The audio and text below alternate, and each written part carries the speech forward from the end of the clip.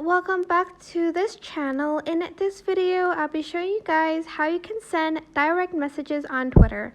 So I'm just going to go to the direct message section of Twitter. So I'm just going to click that. It is on the bottom right corner. And then you can either reply to like messages that has been like sent.